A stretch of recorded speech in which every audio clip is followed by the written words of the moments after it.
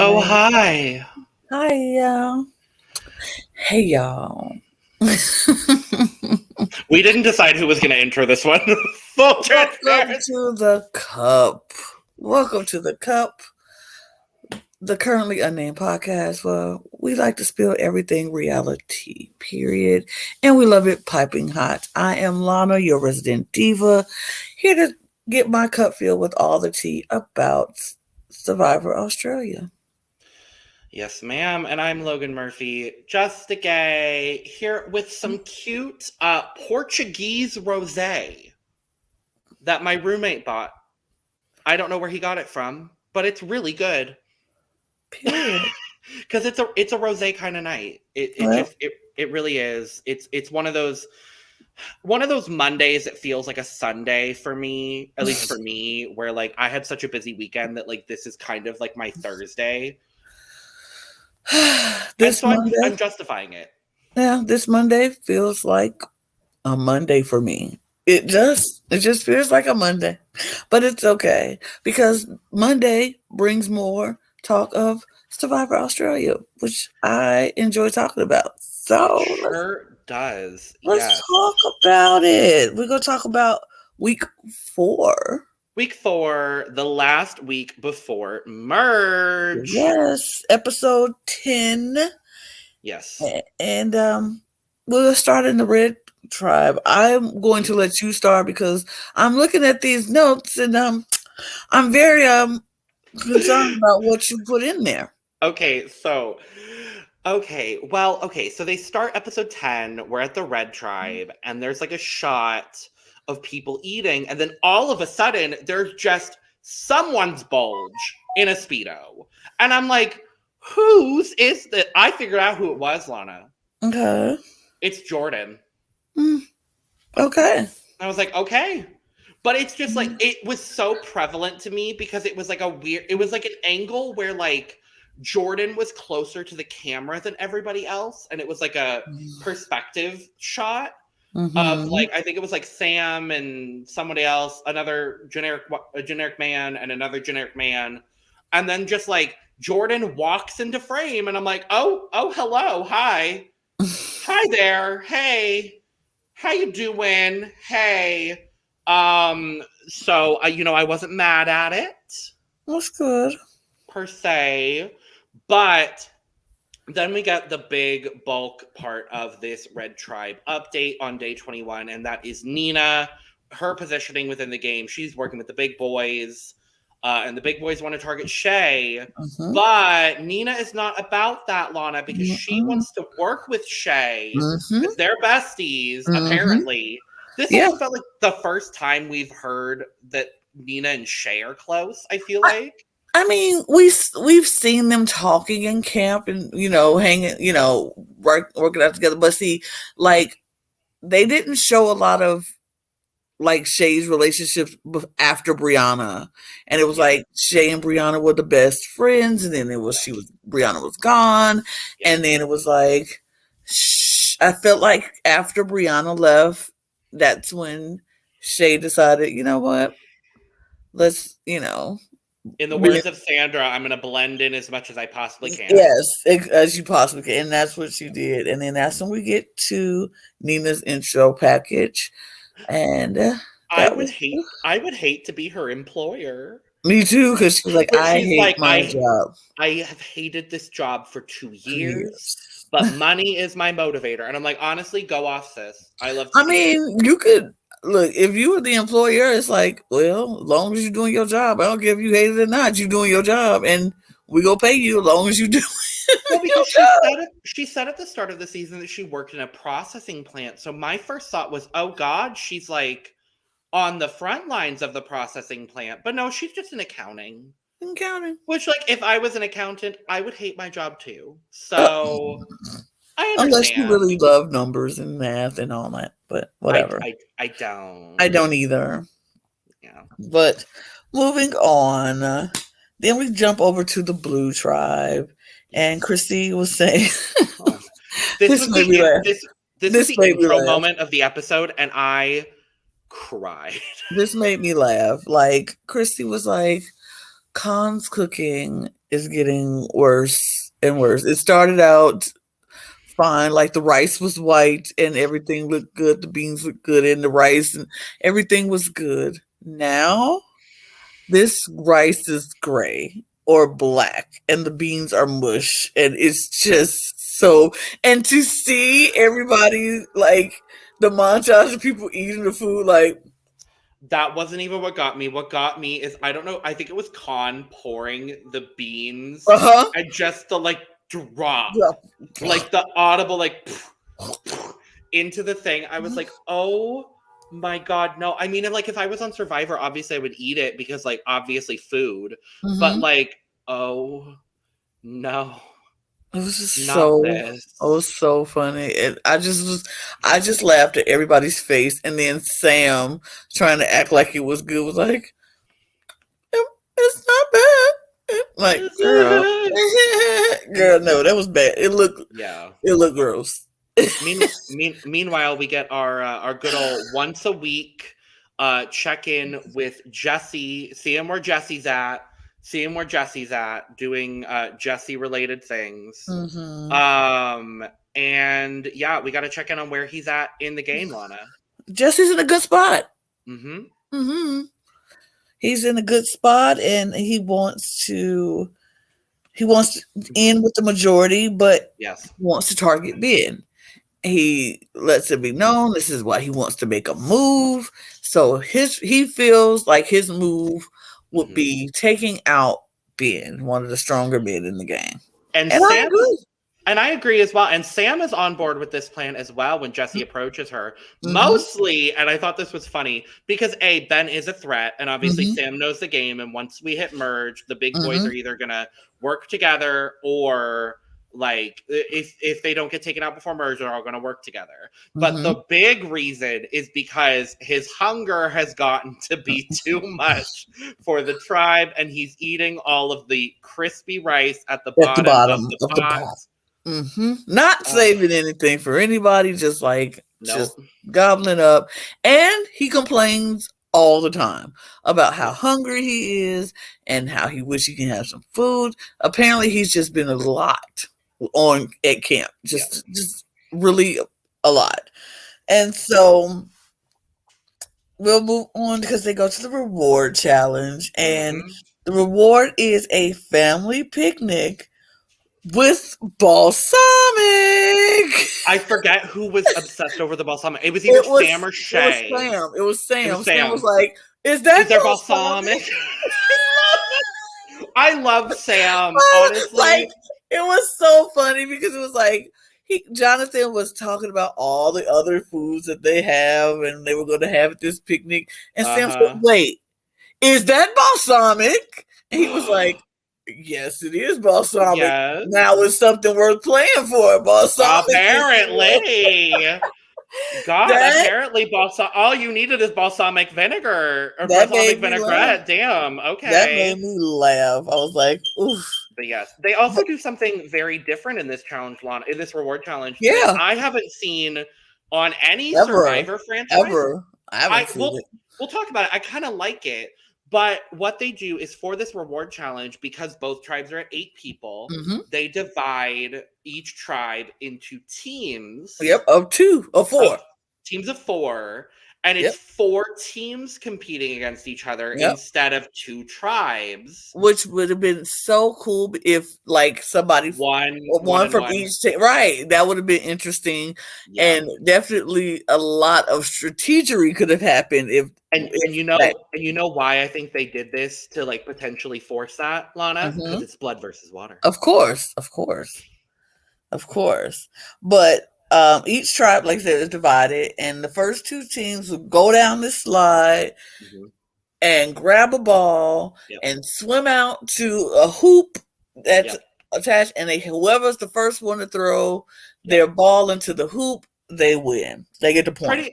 It's a pretty easy, self-explanatory, basic challenge, but it's the first 2 teams to win, period. So it could have been 1 from either tribe, 2 from one tribe. Right. Again, because it's blood versus water, so we got to mix the people as much as we possibly can. Right. So the teams are, the light blue team was Con, Ben, Chrissy, and KJ. The blue team was Michelle, Jesse, Croc, and Sam. The red team was Shay, Josh, David, and Mel. And the pink team was Jordy, Mark, Jordan, and Nina. Now, I don't know about you, Lana. I would have wanted to be on that pink team. That would have been where I would have wanted to be. I mean, you got Jordy, Mark, Jordan, and Nina too. Like, that's where I want to go. But yeah. So round 1, it was Ben versus Croc versus Josh versus Mark. The big boys. The big boys. Lots of Speedos, lots of abs. It was lots of just muscles and stuff. Again, I'm not mad at. Thank you, Australian Survivor. But the winner overall was Mark. Yep. So Mark for the pink team. Yep. And then round 2 was KJ versus Michelle versus Mel versus Nina. And so we have to talk about it. We do have to talk about it because they go up and line up and get themselves in position. Jonathan says, go.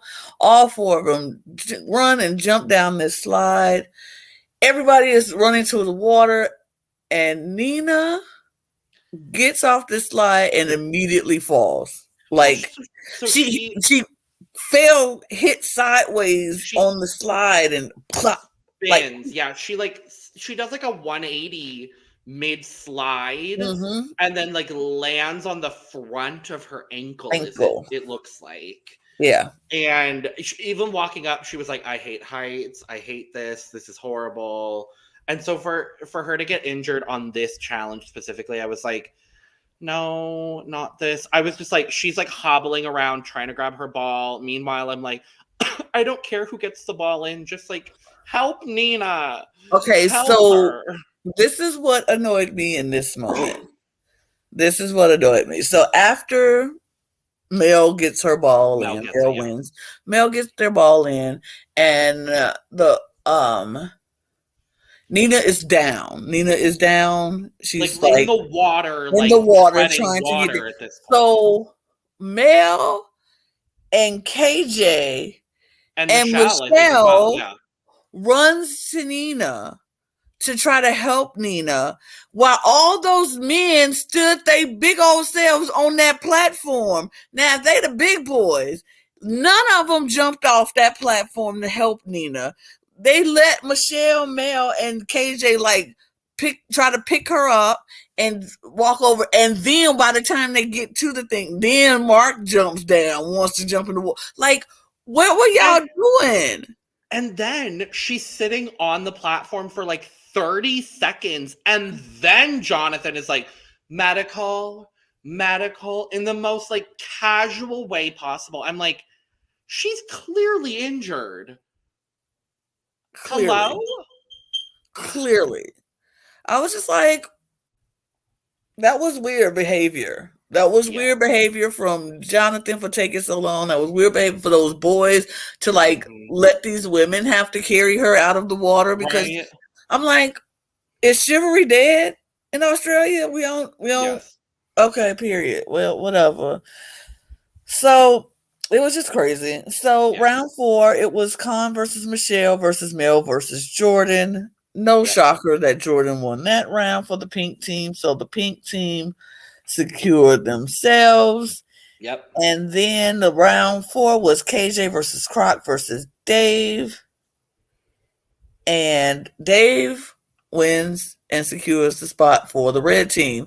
So it was so strange too, the way that was happening, because Croc and Dave were kind of like blocking KJ out completely. Like KJ was having such a hard time. Like I think she got 2 shots off total. And I'm just like, okay. It's just, I don't know. I feel like I was just like, well, whatever. I know they wanted to try to get maybe some strategery, some blood versus water, some loved ones to have a family picnic. No, that never happened because the pink Red team, Tribe just wins. They just dominated and win. The Red Tribe just gets all of it. Yeah, Red Tribe goes. So Red Tribe goes, and they are at the family picnic. Mark graciously lets Nina piggyback off his back I love this. to the reward challenge, and first off the platform and then to the reward challenge. So he carries Nina there, and so while they were at the picnic, Medical comes in and says that Nina needs to go get checked out. They need to take her away to get her checked out and whatever. So because it seemed like the pain wasn't coming from like the side of her ankle. It was coming from the top of the ankle. And it was really swollen by the time they got to the reward challenge. Yeah.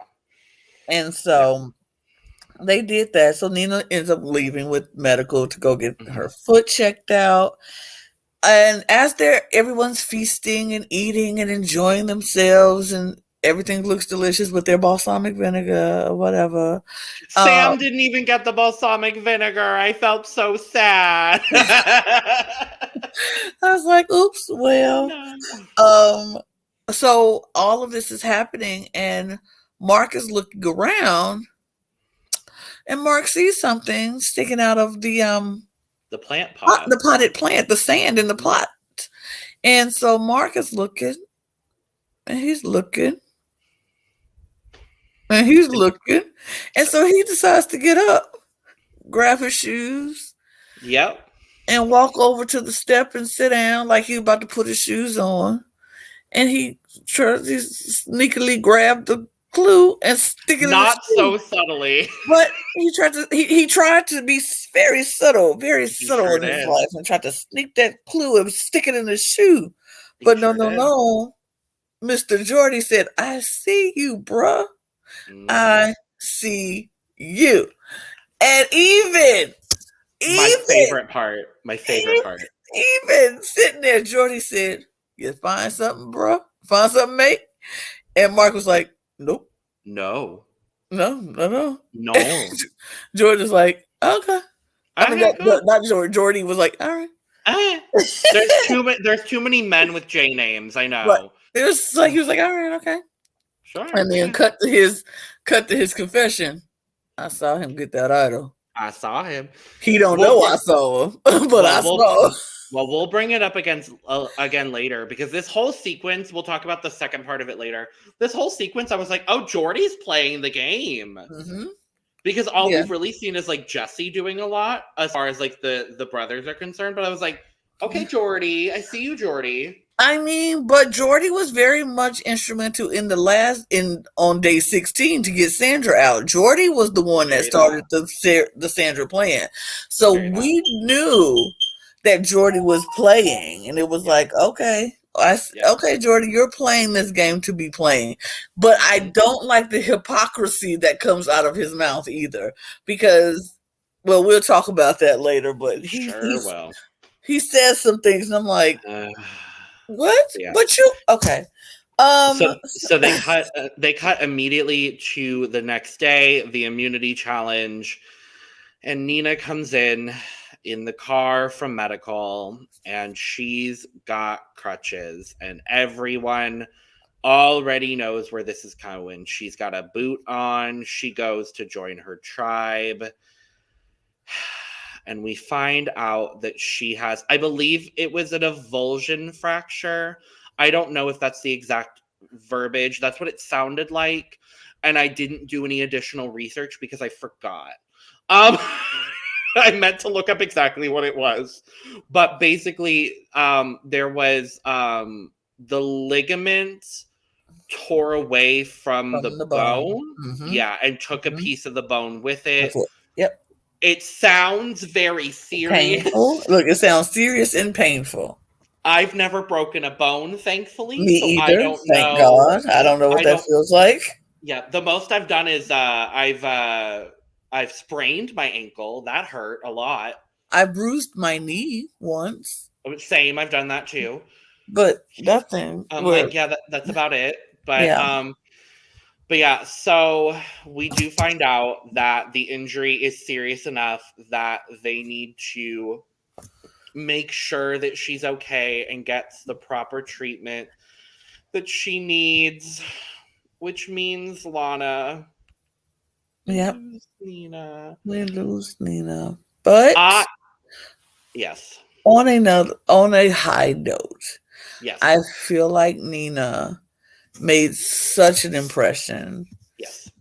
With everybody and with Survivor Australia, because Jonathan was very quickly to say that he does not think this is the last time they see Nina in Survivor Australia. I would love to see Nina back on Survivor Australia. I would love to see Nina on Survivor US. I don't care what version of Survivor it is. I just want to see Nina. Diaz-Twine. Period. Yes. I knew this was coming. Mm-hmm. I got spoiled that Nina got medevaced before I watched the episode. So I knew it was coming, and I still cried a bit.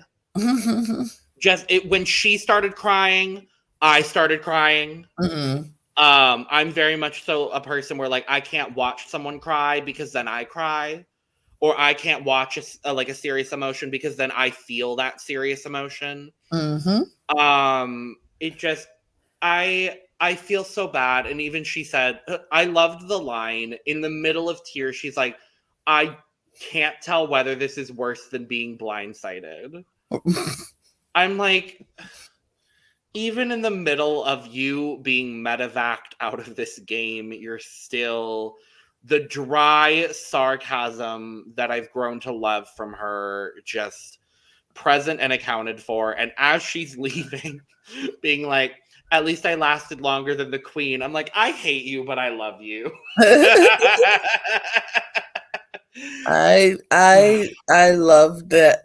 It was very sad. It was definitely sad. And it was sad. Shay was very distraught about it. Shay was very hurt. Yeah. I feel like Shay knew she needed Nina in this game with her for a minute.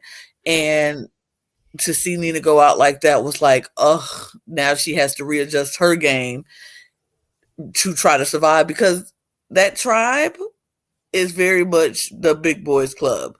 And it's very obvious, and it continues to be obvious as we'll talk later, but it's very like, I feel bad for any women who came on this. There's also not that many women left in the game. No, because they're just taking them all out. Just like last week was all women. All women. It's just like, and now we lose Nina. It's devastating. It is. I'm hoping for the best. I honestly hope they have enough seasons where they could do they just did All Stars a few seasons ago, but do All Stars again. Why not? Screw it. I just fear for Nina on any future seasons because people will have watched her play. Mm-hmm. And so I feel like she's just going to get taken out early, which is like a big, unless it's an All-Stars, is like kind of my fear. But I do hope she gets another opportunity to play Survivor in some capacity. I think she's absolutely incredible. And we love you, Nina. We do. We were stans. Very much so. Yes. But as Nina's gone, the show must go on. It truly and so will. we go into the next immunity challenge, which is these obstacles where you had to do all kinds of stuff. You have to I described it as obstacles, hay bales, chariot race, slingshot. That's literally what it was. It was like they had to start running and then bust through this big old pile of hay bale hay bales, and then somebody had to jump on this chariot, I guess, and I they guess, yeah. had to pick them up and take them to the thing, and then they had to throw a hook to pull down. It's a lot. This was so physically taxing in a It was way a that a lot. lot of like I haven't seen an immunity challenge this taxing in a really long time. It was just a lot. It was just a Yeah. lot to see and for them to do. Yeah. But what I found not shocking. It wasn't shocking at all, but it was just fun to watch. It was fun to watch those men bust through those hay bales like boom, like those bales imploded when they ran Literally. through them. It was so much force behind it. Like Ben, I was like, that's kind of hot. it was definitely kind of hot. Ben, like, boom! It was so, him and Croc, like, made those things implode. And then Mark and Jordan on the other side. It was kind of hot. But yeah, it was a lot. Yeah. We end up with Jordy and Jesse doing the main like chariot part of it, like the monkey's fist grabbing the thing. Right, and then pulled it in. Yeah. Yeah. And then we see it ends up being a showdown between Khan and Josh on the slingshot, and it's really close at the end. Close. Like I think it ended up being like 5-4. But this was the crazy part because after when they were at the monkey with the ball, Jordy was not doing great. Jesse killed it, and yeah. I think it was like twice or 3 times he had to throw it before he got it. Yeah, he got it like 3 times, and Jesse took Jordy took like 15 minutes probably. Yeah, it was a long time. Like Blue was ahead. And they were killing it, and it took Khan on the slingshot. He needed to get his bearings or whatever. But the comeback from Red when they finally got the thing and was on their way, Josh truly. Josh MVP, because like he literally took that slingshot and was like railing those things. It was so good. So Red ends up winning after coming back from behind victory. And it was great. It was great to see. On a complete side note, I didn't take a note on this, but I did like remark it in my brain, and it's still in my brain, so it's worth talking about, which is how I justify things on podcasting anymore. So at the start of this episode, they do like the last week recap, and it was something to the effect of like Jordan and Josh are a power duo or something along those lines, and I'm like, y'all only started showing Josh 2 episodes ago, and y'all only did it because he's reunited with his cousin. So, like, how are we establishing them as a power duo when they've been fairly non-existent otherwise? Right. And even in this week's episodes, I would still say fairly not there in the edit. Like, Jordan and Josh had their moment last week. That was their moment. And it was like, okay, fine. But like, again, this week, nothing. So I don't understand how they're the power couple. If it was just because they were reunited, then would that make Croc and Chrissy a power couple as well since they were reunited? Or I actually think there was something in the intro about Croc and Chrissy, now that I think about it. It was just like, but it is what it is. So Red wins. Yep. But we'll go on. So back to Blue Tribe after the immunity. Ben, Sam, and Jordy. Jesse. Talk. I put Jordy, sorry. Yeah. I get them confused. They are very confusing. It's Ben, Sam, and Jesse. It's the Jordy Jesse of it all. It's the Jordan Josh of it all. And it's the Mel Michelle of it all. Yes. I just get so confused. It's so crazy. But yeah, Ben, Sam, and Jesse, they talk about splitting the votes on Khan and Michelle. Jesse and Sam, they fake them out and they playing the blind side of anyway. They're like, we just go get him. We just make him feel safe. We want him to feel comfortable. But in Ben's mind, the plan is to split up Khan and Michelle. Exactly. So Sam takes Michelle, Chrissy, and Khan to tell the plan of voting for Ben. Chrissy asks Sam after Khan leaves whether to actually flush Khan's idol. Oh my. Because, yeah, Chrissy was like, are we But what doing if this for real? But what if we actually get Khan out? Because Khan offers himself as a decoy in case Uh-huh. Ben asks. Because Sam doesn't bring up this plan that her and Jesse came up with at No. all. No.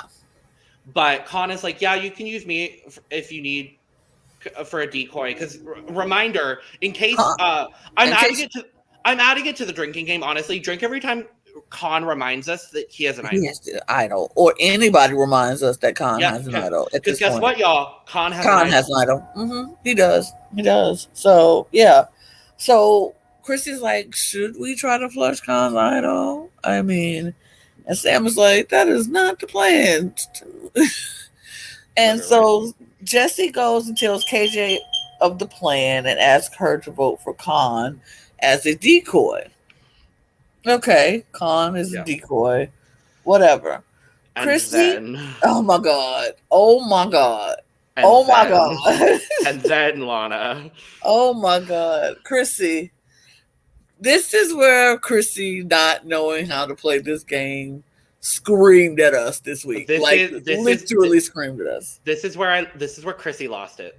Chrissy lost me. Chrissy lost me in this moment. I was like, I can't support Chrissy anymore, really. Like, she's not it. Oh god.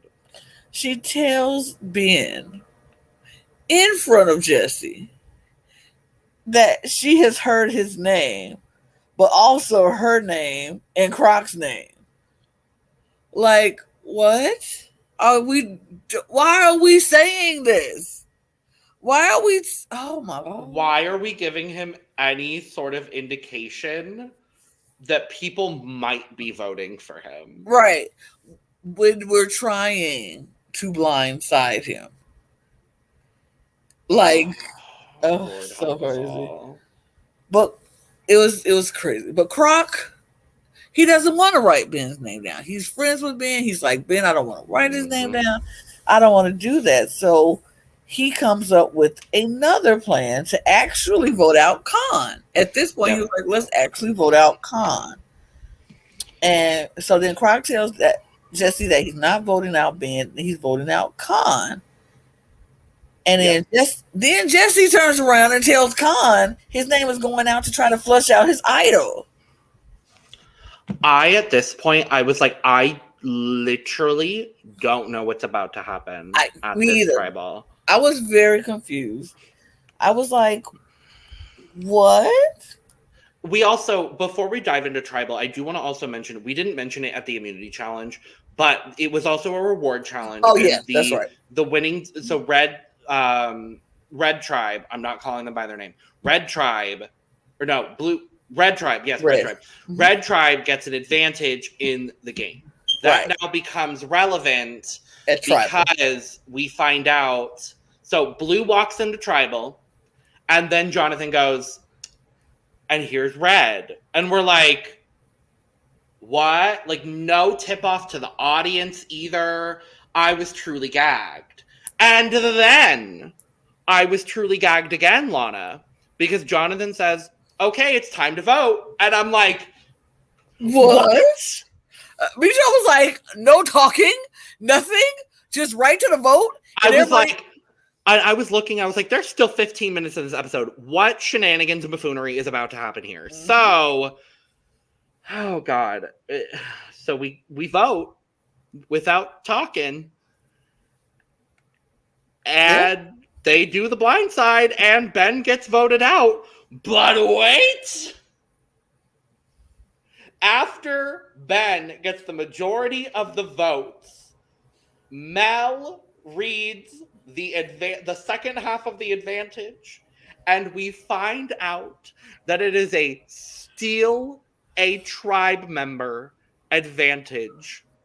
But so Red Tribe now gets to vote to steal someone from the Blue Tribe, but only someone who received at least one vote in this tribal council. So the only people that are eligible are Ben, who received 5 votes, Khan, who received 2 votes because of the decoy plan, and somehow KJ.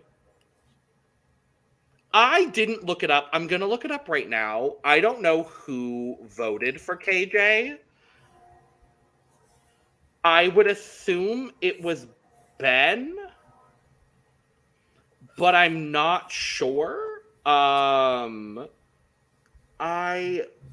really didn't know. Oh, and there's no voting record of it. Cool. That's fine. Okay. Cool. Well, we don't know. I don't know. But so yeah, they get to steal a player between Ben, Khan, and KJ. And so Jonathan is like, so, red team, what's your thoughts, Shay? And obviously, Shay wants them to wants Ben to come over to the tribe. Yeah. And they were like, Jordy brings up picking someone to see what happened with the 2 that remained. Like he wanted to see he wanted to leave 2 people who was going to go back and be super mad and messy. So he was like, I don't want to take obvious choice, we just want to see. And so then Mark jumps in and like, maybe a single might be a better plan as opposed to someone in a pair, which Shay looked at him like, how dare you? But I mean, it didn't matter. It was if we're going by, if we think that's the smart decision, yes, because why would you? Because they're targeting Shay. They know that Shay is the next target for them. And so it would make no sense to try to bring Ben over when they want Shay gone.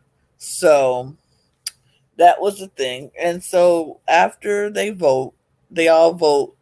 It was a 6-1 vote for KJ to join Red. Shay is the only person that voted for Ben. Nobody wanted to vote Khan because Khan comes with an idol. And so everybody was like, no, wait, no thank you. You keep that over there, blue team. Yep. And so there's that. That's how it ended. The sisters just keep getting swapped from tribe to tribe, I tell ya. Yeah, nobody wants the sisters around too much longer. Sophie did it first, KJ did it later, and we go into the next episode, Lana, and Shay is mad. Shay stays mad. I don't know why Shay's so mad, but I'm like, girl, this is a game, and they not finna appease you and strengthen you up to weaken them. Yeah, it's a lot. We'll get back to Shay, but we check in with the Blue Tribe first, and Chrissy is dealing with the repercussions of voting out Ben, but guess what? Ben's still here. Mm-hmm. And Ben, meanwhile, is playing it off like, of course, Auntie, we're good. No worries, but we know he's mad. Mm-hmm. Because Ben can never do anything calm. Never. Oh, absolutely not.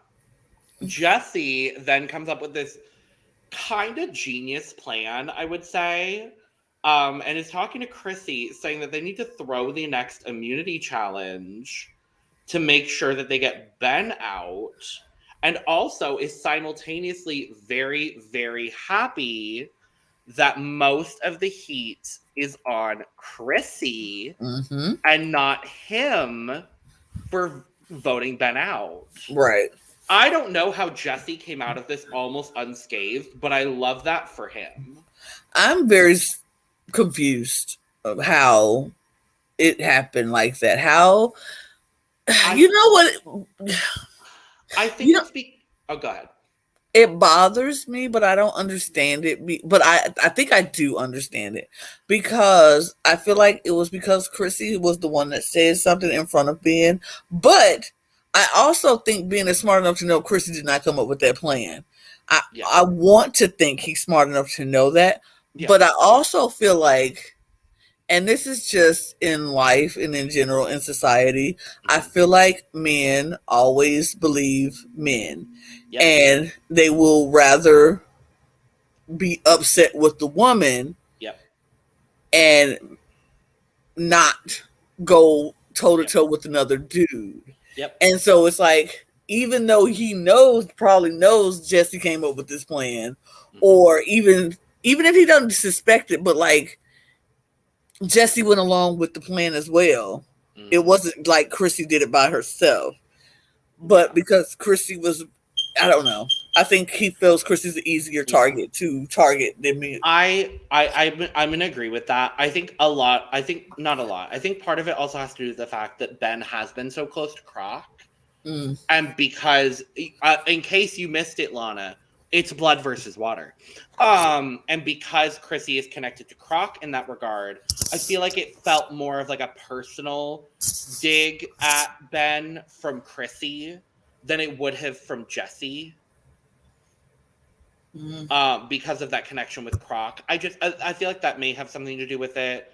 Maybe. I don't know. It was really strange. I think a lot of it also has to do with what you said about, the gender of it all. I would not be surprised whatsoever about that. Meanwhile, over at Red, KJ is having the best time in the world. She's swapped back with all of the people she started with. She has strong relationships with Jordy, Mark, Josh, Mel. She's taking, as she calls, sneaky glances at all of the big boys. She is having just the best time over here right now at Red. Something about KJ. Something about KJ gives me really... Oh no.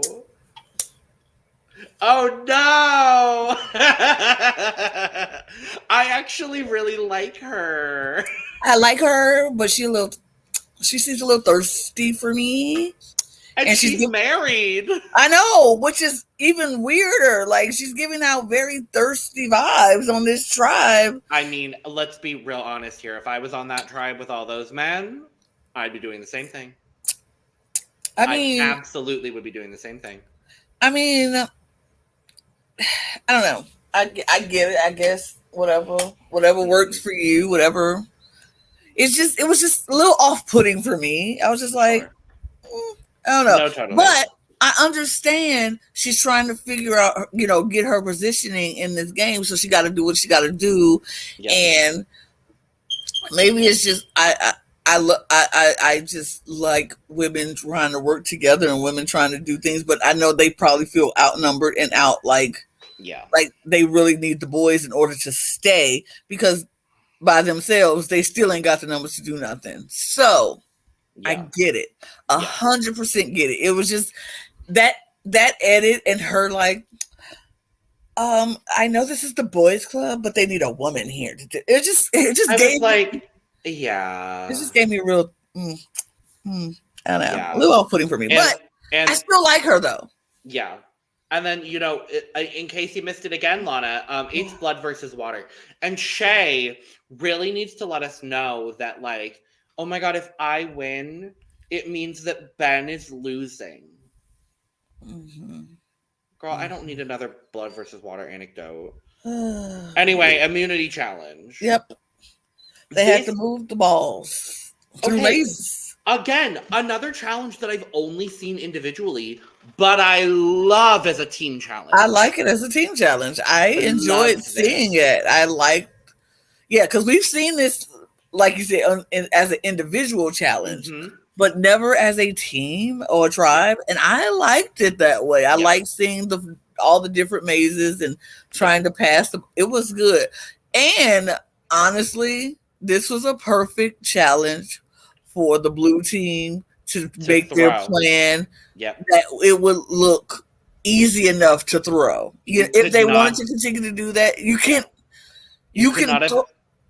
Oh, go ahead. Sorry. You couldn't have picked a better challenge that made it so that didn't make it look obvious that you were trying to throw it. If that's what your plan was, if you want to throw, this is the challenge to do it. This is the challenge. I was going to say the same thing, so I'm glad you did. But I also added to our drinking game in this challenge, which I realized I wish, or not I wish, I'm surprised we hadn't added it before, but drink every time that someone, mostly JLP, refers to something Mark's doing as doing it with military precision. Because in case you missed it, Lana, Mark's he was in the military, yeah. and this is blood versus water. And like, dude, like Jonathan, find new lines, please. Right. Please. Yeah, Jesse and Michelle are doing exactly what they need to do to throw this challenge. They're fumbling and dropping stuff, and it's like, oh, I don't know. And Red I don't think Red dropped once. No, they didn't. They did not. They did not. And they won. They win. And Ben was getting visibly mad. He was so annoyed. And you know what? I don't know what it is about Ben, but every time he gets mad, I laugh. Same. I find it so hilarious when he's like, ah! I'm just like... I love mostly straight white men getting frustrated at things. It's so funny. It's just so funny. He was just so mad, and I was like cackling every time he just grunted and literally. Oh boy! But the red team wins. Blah blah blah. So we go back to the blue camp. This is a doozy. Yeah. So Sam and Jesse and Chrissy again agreed to vote out Ben. But Croc still don't want to vote out Ben. Nope. So Croc was like, I have a plan. I have this idol. I want to take this power. Let's go. Croc makes this plan. He wants to vote out Jesse. He's like, look, the kid is comfortable in this game, and we need to get him out of here. Yep. So he goes to Michelle, Chrissy, and Con and said, we need to vote out Jesse. Yep. Chrissy don't want nothing to do with that because Chrissy feels like a mother to Jesse. Jesse is like her kid now. And she's like, oh, I can't vote out someone who's like my kid. I practically adopted him. I don't want to see him go. I can't do that. And it's and then Ben also gets informed of the plan separately to this group. Yeah, because Croc tells Ben, like, look, let's vote out Jesse. What Croc did not do, and which I wish he would have done, was like, look, Jesse is the one who came up with the plan to get you out. Yep. Since you stayed, I want to defend you in this matter, and let's get out Jesse. If Croc would have done that, I feel like Ben would have shut his mouth 100% and did the plan just like. But what Croc assumed, Ben would just go along with whatever he said and listen to him because they were close. But I'm like, you got to lay out your plan. You got to give reasons why you are laying out this plan, especially if you were cool with Jesse for a while ago. Yeah. Now, why all of a sudden the flip? But like, this is why I'm making this plan. This is why I want to do this flip because of such and such and such. Instead of that, instead of telling that, instead of doing any of that, he just tells him to do this plan. And Michelle isn't thrilled to vote Croc, but agrees to it because Ben runs and tells Sam and Jesse that Croc wants to blindside Jesse. Yep. He literally goes to the people that just voted him out. And tells them of Croc's plan. Because he wants to show loyalty and trust to them. And yeah, so Michelle then so Ben is like, let's take out Croc. And then they go to Michelle. Michelle's not thrilled, but Michelle's on board. Mm-hmm. And then the entire rest of the segment leading up to Tribal Council is Chrissy in this moral dilemma of voting out either Jesse or Ben. And I'm like, why are we focusing on this moral dilemma? And why are we focusing on Chrissy having a breakdown over this vote when we know that the plan is to vote out Croc? What is happening? It's so crazy. It's just like, Chrissy's like, I have to vote with either my heart or my head.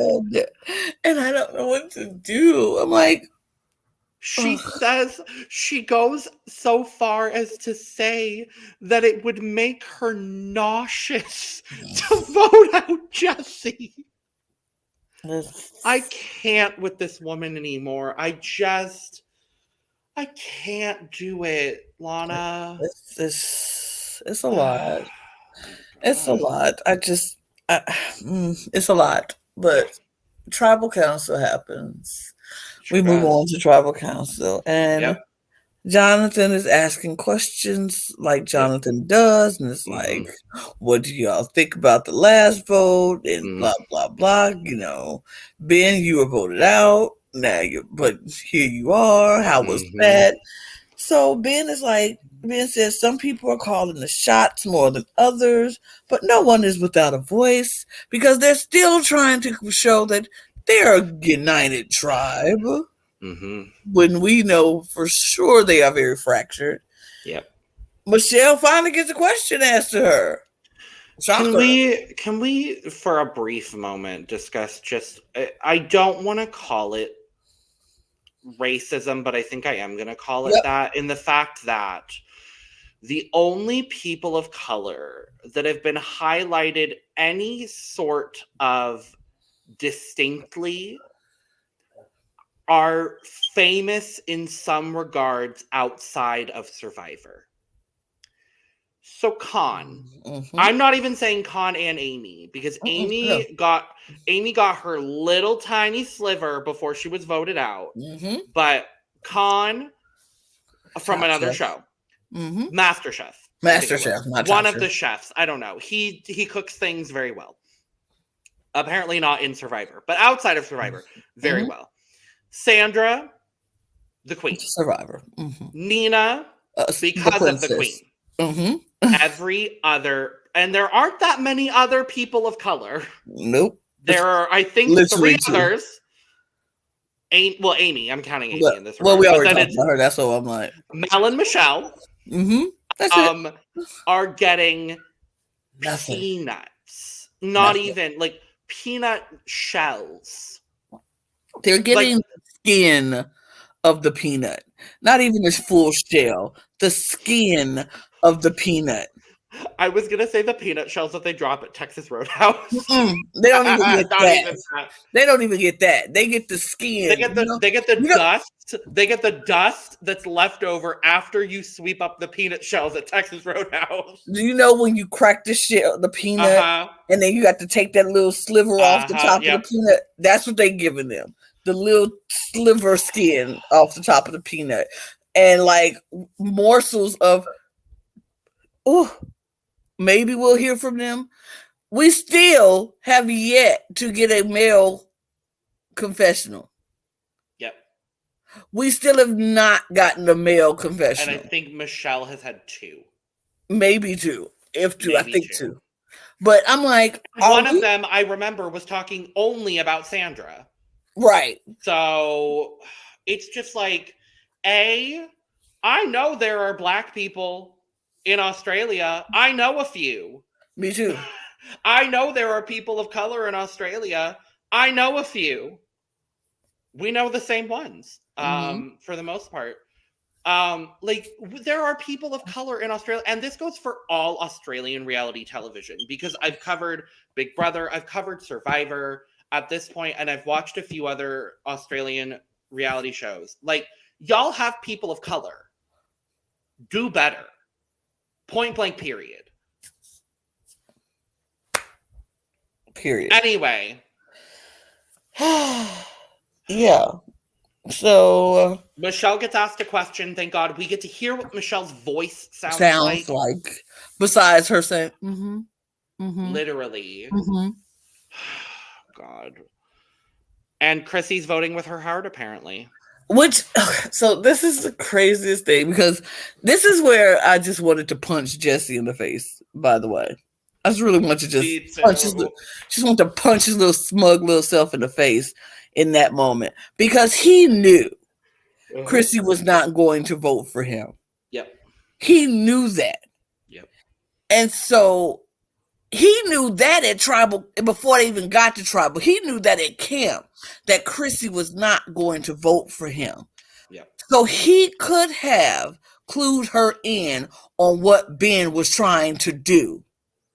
Because she literally was sitting in your face telling you, I'm not voting I'm keeping my vote the same.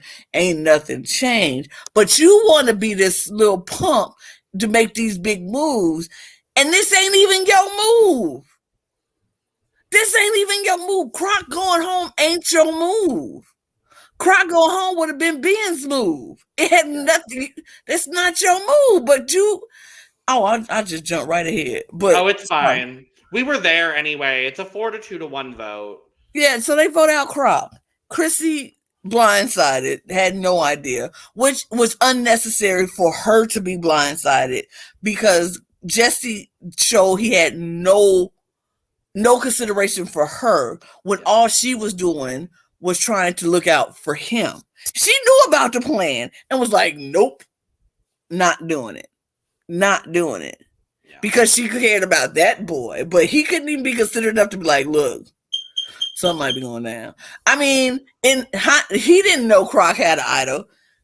Nobody knew Croc had an idol. So in hindsight, it was great that he didn't say anything, because Croc would have just used the idol. And Ben would have gone home. Actually, yeah, Ben would have gone home. Yeah, Ben would have went home, which that's what you wanted anyway. That's what you wanted anyway.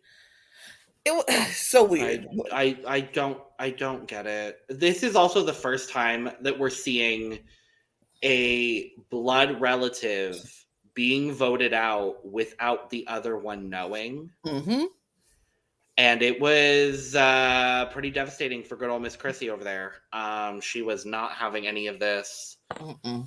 And yep, Croc goes home. I'm gonna miss looking at him, because he's very nice to look at. And I thought he was playing Survivor pretty well. I enjoyed Croc's, like, his heart. I enjoyed just his being. It's all the actual fans getting voted out, and then their loved ones being left. Like, Chrissy's left. Khan was the fan, and Amy's gone. And KJ was the fan, Sophie's gone. I'm thinking more like Dave and Brianna. It was the other example I had, but I guess it's more like 50-50. But yeah, Croc's gone. Bye, Croc. Bye, Croc. I'm kind of sad about it because I liked him. I really did like Croc. Yeah. I did like Croc. I wanted Croc at least to make merge. Same here.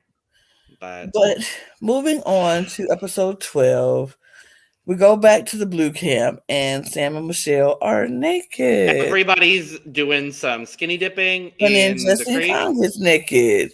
And Chrissy is on the side, like, brooding. She's not happy. Pissed off. Okay, now, here's a question for people that have watched other seasons of Australian Survivor. So, in this moment, in confessional, Chrissy talks about how she doesn't have the idol that her and Croc found, and that the idol went home with him.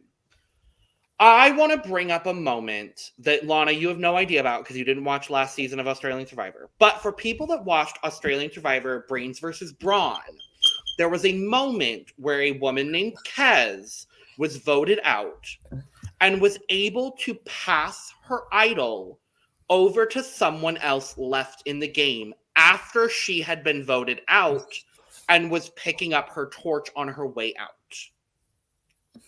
if she could do that last season, why couldn't Croc do that this season? I don't know if he just didn't know or was too in the moment and wasn't thinking. But I'm like, if it happened last season, why couldn't Chrissy have gotten the idol from Croc? Right. I mean, I think I would have been like, ugh, I should have, if I had it and my loved one was there and I know I had it, as I'm going to hug them, Yep. I'm taking it out of my pocket or Yep. whatever. And I'm like, yep, take this idol. Not even saying anything, just like, I love you so much. Sticking it in your ass. Like, right. stick it in the butt. In the butt or whatever. Like, I love you so much. You got stick this. Stick it in the boob. Stick it in the boobs. In the boobs. Like, you got this. You're good. Don't worry about it. I love you so much. Stick it in there. Don't let anybody see it. Yeah, literally. Right. I'm like, I was so confused by that. And if anybody watched Australian Survivor Brains versus Brawn and like has an answer or whatever, like if the rules changed or whatever, and I don't know about it, whatever, just let me know. I would love to know. But I was very confused by this in this moment, and I knew that like Lana didn't watch last season, hasn't watched last season yet, so I knew she wouldn't know. But I was confused by that. And then we go to Red, and Shay is still, being isolated, but then Mark makes a comment that it is a, quote, rare occurrence in Australian Survivor for the boys to be running the game. I am not an expert on Survivor Australia, but I am a fan of Survivor. Yes. And for boys or for men to run the game is not a rare occurrence at all. Commonplace. It's very commonplace. It's like every season. And it doesn't happen. It hasn't happened on every season of Australian Survivor. There have been a couple of seasons where we have some very, very dominant and powerful women taking control, and they end up winning the games in those cases. And then there's also like the flip side of that, where it's more low-key female players that get the win. But it's so interesting, this comment. I'm like, Mark, did you only watch your season of Survivor? Because your season of Survivor was won by a man who was in a dominant male alliance. So, if that's what we're going off of, sure. Absolutely. Totally. But otherwise, I'm like, sir, hello? Is it like, what? Okay. And then we see Mark is like, well, I still have this clue, but I haven't found the idol. And so he goes walking around because the clue says it's like by the water or something. I don't remember the exact verbiage, but it was like by the water or whatever. And he finds this string that is the same color as one of the logs by the water, which I was like, this is a really ingenious little maneuver trap system to find the idol that the producers have come up with. Like, good for y'all. But Mark finds the idol, and then Jordy sees him find the idol and goes up and is like, well, did you find anything? And he's like, no. And then later on, we see in confessional, Mark is like, well, maybe I can build trust by telling Jordy that I have this idol. Maybe this will work. And Jordy's like, well, if I'm the only one to see the idol, then he has to tell me, because then it's blackmail. And then Mark ends up telling Jordy about his idol, which only is going to do wonders for Jordy in the game. This is where, okay, so this is something for me that Jordy just, Jordy says stuff and it cracks me up, but I'm like, really, Jordy? Like, he was mentioning things like, we can't bring Ben over to the tribe because we don't want to have pairs in the game and strong pairs and da da da da. And if they make it to merge together, they're only going to get stronger. And I'm like, ain't your brother on the other side waiting to get the merge too? So what you saying when y'all it doesn't matter with his loved one, Lana. I'm about to say, when y'all get together, it's not gonna be stronger. Okay, bro. If I'm him and my loved one is still in the game at this point, I'm doing everything I can to keep pairs in the game. Same. Like, I don't understand. I don't understand, bitch. Don't understand. I don't know. That Bad Girls Club reference just popped in my head. Anyway, we go to immunity, but it's not tribal immunity. It's an individual immunity because everyone's going to tribal and 2 people are getting voted out.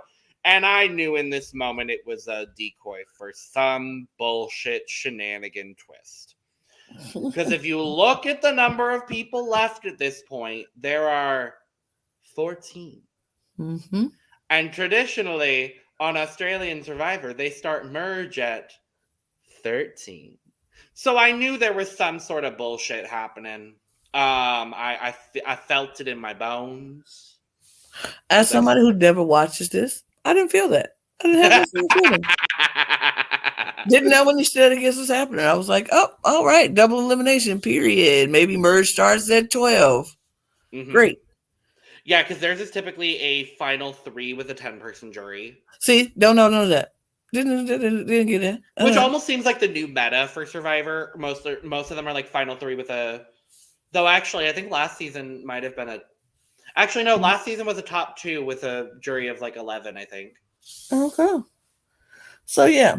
The immunity challenge, they had to stand on these small 2 pigs with their big old feet on these little tiny pigs and hold a rolling pin and a ball, and they had to keep the ball up, and they just had to stand there. Endurance. It's a challenge we've seen before. Yep.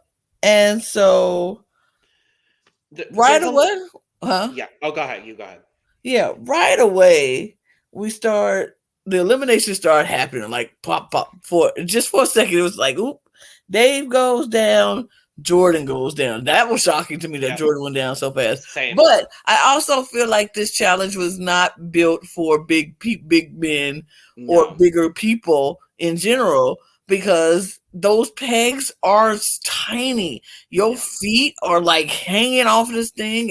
Australian Survivor likes to do challenges where you stand on pegs. Like the final immunity challenge of last season was this like torture device, basically, where it was like a spiked cage and it like slowly dropped down as the challenge went further. And so you had to like keep adjusting your positioning as this thing kept getting smaller and smaller, to the point where you were like crouching but trying to stand on these like 2 small pegs. It was like wild. Crazy. But they always do this shit with like pegs and whatever. But a lot of eliminations happen subsequently. A lot of them happen. Yeah. And we end up with a showdown on blue between Sam and Khan, and we end up on red. It was a 3-horse race for a little bit between Jordy, Shay, and KJ, though KJ does eventually drop out, so it ends up being Jordy versus Shay. Right. So I'll stick with the red since we're talking about red. So red goes on, and Jordy is like, I'm not coming down, Shay. You know, I'm staying up here. I can do it for another hour. Shay was like, all right, then. Shay was like, so solid. I said savagery of Shay. Like, she's like, all right, stay up to this. Shay knew that this was the challenge that she was going to do well in. I mean, Shay was solid. She was a statue up there. And it was like, she would glance over at Jordy and then she'd get back in position. She moved her hand a little bit. She got on her tiptoes for a bit, came back down, looked back at Jordy. It was a sight to see. She looked over at one point when Ben dropped. Looked back. Yep. And see, this is the thing. When Ben dropped, I'm like, oh, Shay might lose it. Shay might lose it here. But she looked over. She was like, and Ben is like in because he ends up getting 3rd on the blue tribe, and he's in like some agonizing pain. Like he comes down like, oh, literally. And I'm like, oh my. Yeah. And so she's of course worried because that's her boyfriend, and she's like, is he okay? Oh, he all right? And so I'm thinking that might shake her, But she kind of, once Ben was like, I'm okay, she was like, Yeah. all right. Uh-huh. And she was hanging. She was there. And so another thing that happened with the blue team that I thought was going to shake Jordy more, when Jesse came down, Jesse was also in some pain. Jesse fell off literally the peg, literally fell off the pegs. And he fell hard. And so Jordy was like, are you okay? You good? You good? Yeah. Jesse wasn't saying anything. So it looked like for a minute Jordy was going to lose his, train of thought and fall off the thing itself. But Jordy was, he was looking and concerned, and Jonathan was like, are you all right? You all right? Okay, he's good. He's good. He was like, he's good. And he waited until he heard Jesse say, I'm good, before he was back concentrating back on what he was doing. And Jesse doesn't even have the most dramatic exit from this challenge. No. As we continue, yeah, the stuff just keeps happening over here with this challenge. So it's down to, like you said, Sam and Khan on the blue tribe hanging on. And so Khan is like, Sam is like, Khan, let me have this. That right there was like, girl, right now you just gonna say that out loud in front of everybody, okay? Sure. She's like, let me have this. And Khan was like, I kind of just want to do this for myself. I'm trying to prove a point to myself that I can do this, that I can win this challenge. And yeah, and Khan was like, I will give you the necklace. I just want the win. And I was like, hello? What game is this? No. I was like, who? What? Ain't no way I'm standing up on this thing all this time and not get the necklace that goes with it. But in case you missed it, Lana, Khan has an idol. Oh, you know what? I didn't know that. Khan has an idol. Breaking news: Khan has an idol.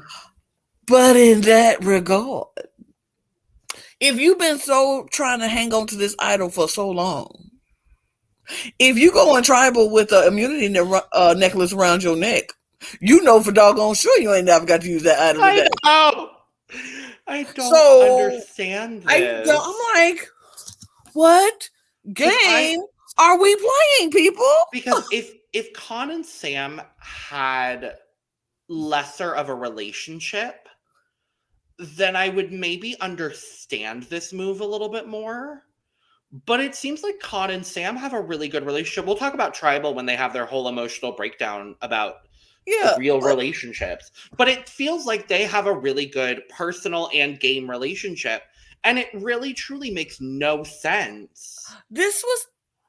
I didn't understand it because even in this aspect, Sam is in the safest position on this tribe. Like, literally. Nobody is saying Sam's name ever. The last time Sam's name came up, it was Dave.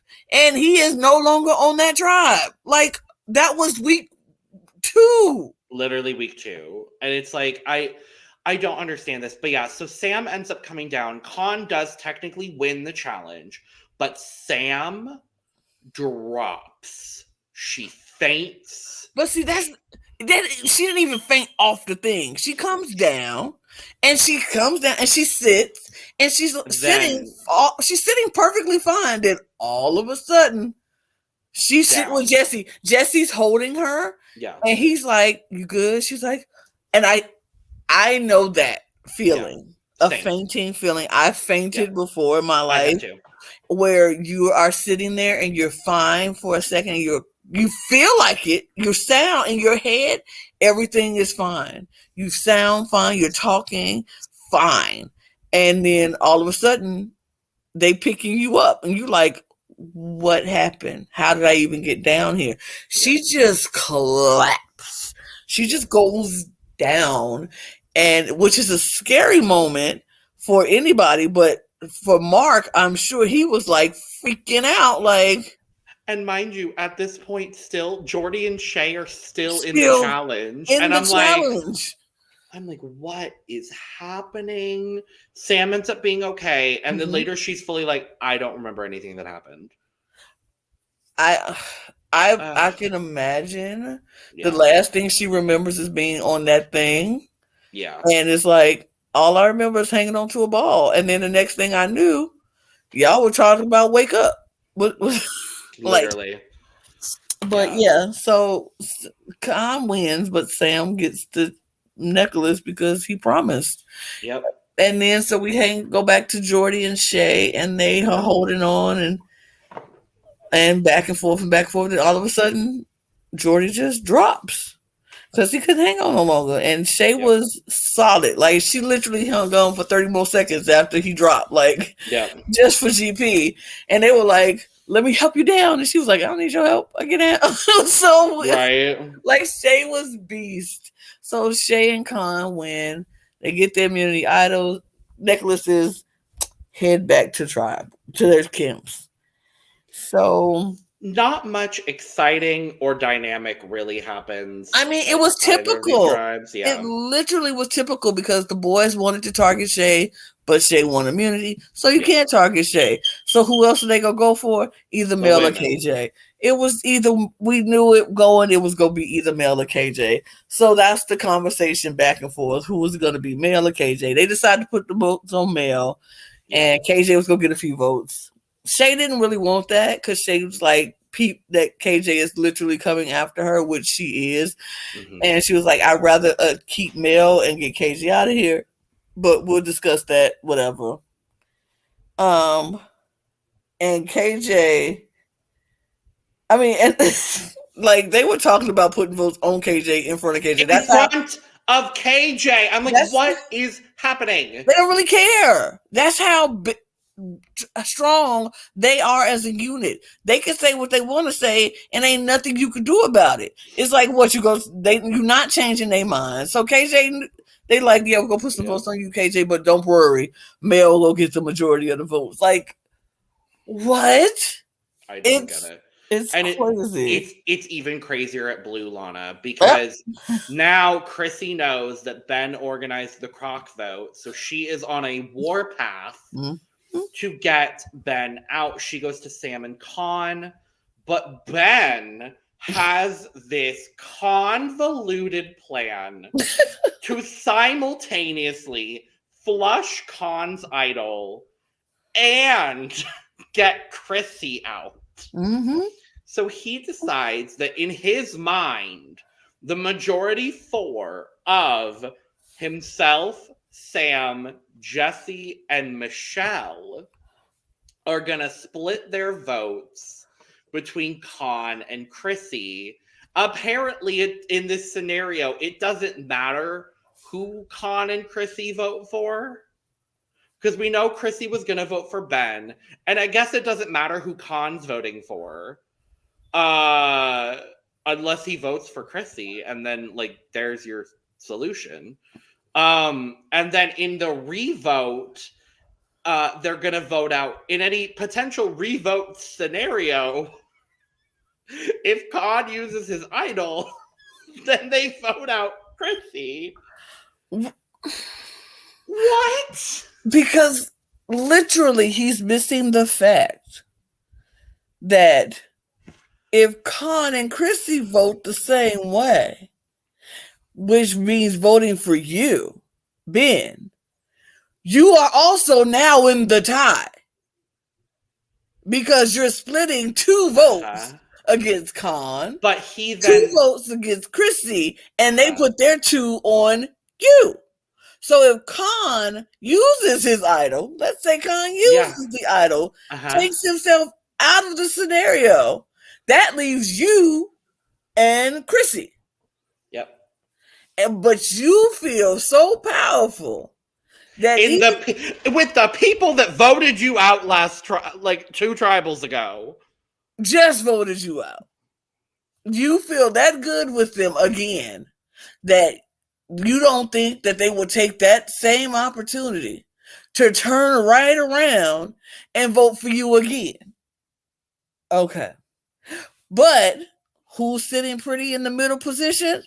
Sam and Jesse, once Literally. again, sitting in this position of we can choose which plan to decide to do. Do we go with Ben's plan and put our votes on Chrissy, or do we go with Chrissy and Con and put our votes on Ben? What's going to serve us best? Yeah. We don't know. We'll see. We go to tribal. Yep. Red is a whole bunch of, oh my God, is it KJ? Is it Mel? Is it KJ? Is it Mel? Is it KJ? Is it Mel? That's all that happens. What? My favorite line from the red side of the tribal was Miss Shay saying, "Oh yeah, we know what this is a boys' club, but now that I'm out of the equation, I just have to leave Mel and Michelle and KJ to fight for it, to fend for themselves." I was like, well, because Shay knew damn well that if she had not won, it was her. She knew it was her. I would have loved, knowing who ends up getting voted out from Blue, God, I would have loved to see that. But anyway, Red is not dramatic. It's Blue where we get the drama. Mm-hmm. So Chrissy says that she feels like her trust was not broken, but Croc's trust was broken.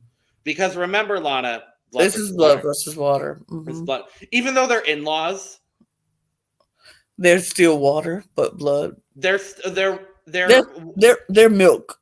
They're thicker. They're thicker than water, but they're not actually blood. So they're milk. They're milk. Yeah. I don't know why I find that so funny. I think it's just because we're recording late, but it's funny. They are milk.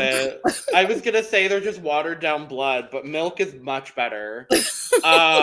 Yeah. So Croc's trust was broken, but she says she feels like in this moment, JLP, she is not going home. She said that is what she said. And Con wanted to put it in his best at the challenge. Sure, cool, whatever. And then Ben gets up in the middle of tribal council and tells Con to play his idol, meaning that Ben blew up his own plan mid-tribal. No, that was his plan.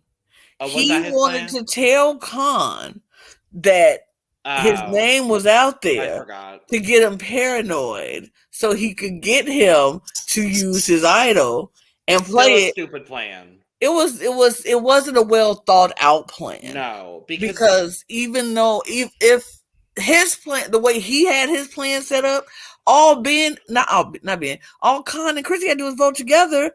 Con takes himself out the equation, and it's still a tie. If your plan went the way you wanted it to go, but you're basing your plan with people who didn't already voted you out. It's a mess and a half, and I'm a mess for thinking that this was him blowing up his plan, but whatever.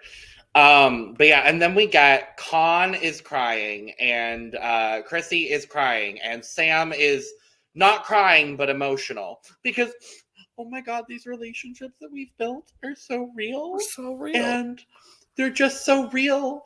And I don't know what the point of bringing this up was, and I don't know what their point was, but these relationships are so real, and they're just so real. It's so difficult because these relationships are even more real than it is in my real life. And I had to come to Survivor to find real relationships.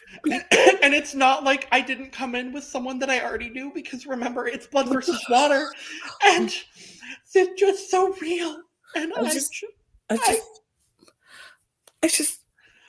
everything today is so emotional. I wanted to prove to myself how I could do this. I wanted to prove to my son that I could do this, and I wanted to make Mark proud of me, and I wanted to do all of this, and we all have such real relationships. They're so real. It's so real. I have never never seen such Not that their emotions were fake, but No. it was just so Out of random. nowhere. Just the randomest Also- emotional moments. Also, I know that acting that we just did is going to go in the end of year highlight reel. Because it's so real. It's so real. Oh my god. Yeah, it came out of absolute fucking nowhere. And like your emotions are valid. Very valid. We're not mocking your emotions. No. We're mocking the fact that this came out of nowhere. It was just like, from the edit of what we've seen. Right. I don't know what happened or if something else happened before to bring that. It just seemed so weird and like out of nowhere. All of a sudden, it was just this emotional moment that just spurred from nowhere. And so it was just weird. But then, then all that happens and Ben jumps up, tells Khan, and Khan is like, my name just got thrown out. And then the emotions happen. And I'm like, what? What? That's what's so weird. I'm like, they went from back. It's just weird. It was just weird, and then right back into. Now we have to get. It was really that. So we vote, and then Jonathan tells them that the two people that are voted out get a second chance in a fire making challenge, and I'm like, y'all really just want to keep Ben around, huh? Y'all really said no. Ben is our daddy. Ben is our savior. We need to keep him around longer. So let's put him in a fire-making challenge because Ben gets voted out again. Shocker. We're going to put him in a fire-making challenge against, of all people, Mel. Because Mel at this point... She has not been shown on this show. We don't know if Mel can make fire or not. We ain't never seen Mel do nothing. I don't know anything about Mel. I don't know what Mel do. All I know about Mel is that she doesn't perform well in challenges because other people have said that. And she has a sister. She has a twin sister who is doing more in the game than she is. So, but she ain't doing much more. Apparently not. She does a whole hell of a lot in this fire making, Lana, because first, this was so it was crazy because I thought the same thing. I felt the same way as soon as they said who was going into this fire making challenge. I was like, really? We just go lay up and just give Ben this win because we don't even know what Mel could do. We don't know. We ain't never seen Mel make no fire. We haven't seen Mel on the screen for more than 10 seconds. Anything. And we see Mel walking by, or we see Mel talking to somebody, but it's a voiceover, so we don't hear what they're saying. So it's like we don't even know what Mel could do. And so I was ready for, I prepared myself for another Ben being there still and making Michelle and Mel leaving and seeing the sad sob goodbye between Mel and Michelle. I was waiting for that to happen. That's what I prepared myself for. And I was like, okay, here we go. So we're losing another woman. Right. Period. So the fire making challenge starts. Mel grabs her husk, put that thing on that thing and said, swap up, and soon, instantly, fire. I was like, who? But we find out, I think I actually found this out on social media and not through the show. I come to find out Mel and Michelle are super fans of this show, which makes me so upset that they literally are getting the inner shell of a peanut. Of an edit, that blew my mind. She grabbed that husk and said "snack," and that thing said "spark," and it was a flame, baby. I was like, whoosh! It was like whoosh. And I truly thought this fire making challenge was going to be over in 10 seconds. Me too. I was like, no, don't get too excited, Lana, because I've seen so many fire making challenges happen where that first thing happens and it's a big fire, but those things don't last long and those go out really fast. I'm like, I knew that she needs to put some sticks in there. She needs to do some stuff. And she's like, blowing on this thing, and it's smoking, but it's just not it was going for a minute, and it stopped. Then we go over to Ben, who's placing his thing in there, got the husk around, got the little. He creates a little like fence, like a pit, right? I was like, that's kind of cute. He did. He made a whole fence and a pit and everything. Then he sparked it up, and then I was like, "Whoo! What kind of flint is this? My God!" And Australian flint hits different, apparently. Yeah, apparently, because it was just like swoosh, and it's just going. So his fire is going. He building his TP up, and he building his sticks up, and you can hear both sides trying to encourage him and tell him what to do. And Shannon's like, "You got this, baby. You got this. Just oh." And Michelle is like, "Put more sticks. Get the smaller sticks." I would bet good money that Michelle was the twin that came out first, because she gives older sister energy in the best possible way. The whole time definitely. She's like, Melissa. Melissa, biggest, get smaller sticks. I'm glad we know Mel's name. It's Melissa. But I'm like, she's like, Melissa, get thinner sticks. And Mel, just calm as could be, these are the thinnest ones. These are the thinnest ones. She's like, oh. Michelle is like, okay. Oh, okay. It's just like, you know what? I flipped that. I think Mel is the older sister, and I think Michelle is the younger sister. I would love to know, honestly. I would love to know, but I think Michelle was giving that, do this. And she's like, I'm doing it. I think she's the older sister, but I'm like, I could make the argument either way, honestly, yeah. But so they kept going, and when I tell you, I did not expect this fire challenge to be as exciting as it was, but it Fire-making challenges on Australian Survivor are typically very engaging and tend to be very close without, like, because there's no way of controlling that either. Mm-hmm. But they happen to be very close all the time. And it was like the fires was licking the strings at the same time. And then all of a sudden the wind started to blow and was blowing the fire away from the strings. So Michelle went, Mel went and stood in front of it to block it. Which I love, because I'm pretty sure they're not allowed to do that on American Survivor because there's only one camera angle. On Australia, they had the overhead. They were like, we're getting the overhead. We're getting the face on. We're getting the other people. I'm like, thank you. I mean, and Mel she went to block it. And so then Ben was like, yep, me too. He went to block it. And then the wind started blowing the other way. And so she jumped in front of it. And he jumped in front of it. And this fire was hot. It was going. God. And they was sticking in front. They more husk and more. At one point, I was like, "Oh, Ben got this," because at one point he stuck his sticks in there, and then he stuck some husks in there, and that thing said, whoo, it was a roaring fire, and I was like, "This got to be it!" Oh my god! And then they were pinning the tribes, and I'm like, "What is happening?" And because Sam was like, "This is so close," and the red tribe was like, "Oh my god!" And then all of a sudden, they go right back and pink, Mel's fire wins, and I scream. Yes!